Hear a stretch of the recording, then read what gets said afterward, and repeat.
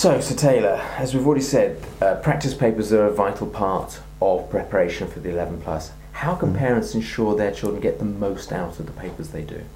Well, in order to get the best from each paper, the child who's doing the paper should be in the frame of mind to do it. Because sometimes they're not. They've got other things, better things to be doing. But they need to they need to give it their best effort. And they need to be focused on what they're doing and not what they want to be doing or what they're going to be doing later. Otherwise, they'll be just going through the motions, trying to get the paper finished in order to do something else. So first of all, the child must be, if you like, in the right frame of mind to do the paper. They must be psyched up and give it their best shot. If they're not, I would recommend let them do something else and get it out of their system and postpone the paper. It's better to do that than to force them to do a paper when they're not in the frame of mind to do it, because what that will do is it will first of all create resentment from the child that they were made to do the paper when they were not in the mood, and it will create a negative feeling towards doing papers, and also that they missed out on doing what they would rather have been doing. And they'll get little benefit from doing the paper because it wasn't their best shot. So I would say postpone it. There'll be a better time to do it then. So that's the first and probably the most important thing about doing practice papers. Secondly, when a child has done the paper, well, time them according to the instructions on the paper, but let them mark where they did get up to within the time limit, but then also allow them to finish the paper so they get to practice all the questions that are on that paper. Then they can mark the paper themselves because the answers would be provided, and then they must do the corrections to the paper as soon as possible after. Of course, they should be fresh when they're doing their corrections, so I would think a break would be appropriate before doing the corrections.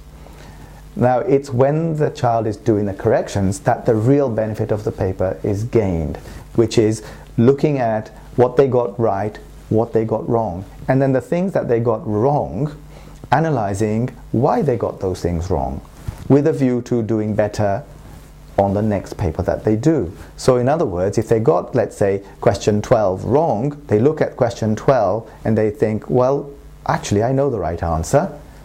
And then they think, well, why did I put the other answer? Then they'll learn something about the kinds of mistakes they're making. Sometimes with English or with verbal reasoning, it will be the case that there were words or a word that they didn't know, or they didn't know that particular meaning of, and therefore they got it wrong, and they would obviously add that word to their vocabulary list and continue building that.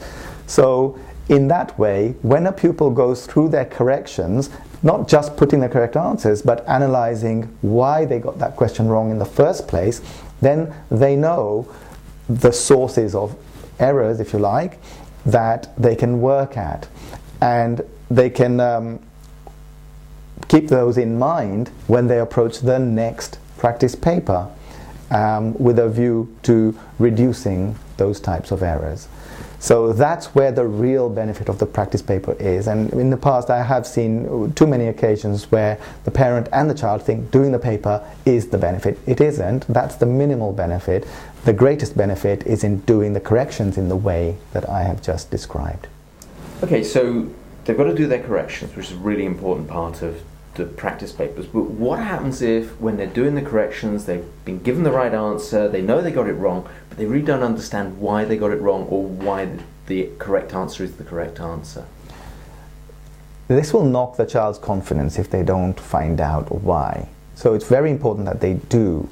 And the thing they should do is take that query to their tutor. We make time within the course for what we call troubleshooting. And that is specifically for helping children with their individual queries, exactly the sort that you just described. So yes, the child must take that query for troubleshooting and get an answer that makes sense. That way they know that if they see a similar question or a similar idea, they will know what to do next time. So this really does make this whole series of things and points that parents have to know about really will make practice papers a vital part of the preparation for Yes, the 11 plus the exam. practice papers are a vital part. It's how the parents use them, because sometimes you might get two children who do the same number of papers. Maybe they do the exact same papers, but one child will come out having gotten far more benefit than the other, because one was focused on doing the papers and the scores in the papers, and the other was concerned with what can I learn from having done this paper. So yes, it makes the best use of the papers.